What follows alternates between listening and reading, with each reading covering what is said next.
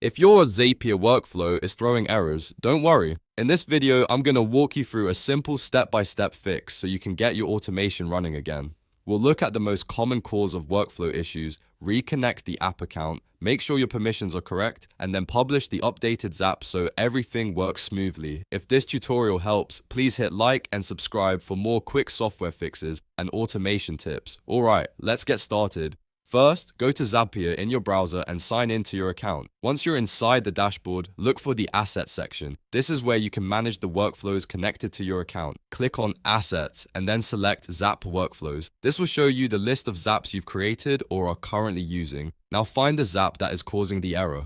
If you have several workflows, take your time and open the one that's failing. Error messages can happen for a few reasons, but one of the most common is a broken connection between Zapier and the app your workflow uses. So once you've opened the problems app, look for the connected app account. The next step is to disconnect and reconnect your app account.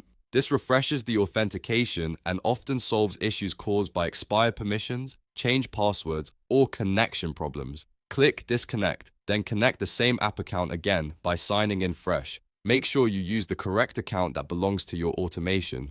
After that, check whether your user account has admin or write access in the target app. This is very important because even if the Zap is connected properly, it still won't work if your account doesn't have the right permissions to create, update, or send data in the destination app. If you're in a team workspace, confirm that your account has the necessary role before continuing. Also, do not leave any fields empty. Go through the Zap step carefully and make sure every required field is filled in. Missing data can cause the workflow to fail when it runs, especially if one step is expecting a value and doesn't receive one. If you see any blank inputs, complete them before moving on. Once you've checked the connection, permissions, and required fields, click Publish. This applies the updated workflow and saves your changes. Publishing is important because it confirms your Zap is active with the corrected settings. Now, if the workflow still doesn't behave as expected, the next thing to do is check the official Zapier status page.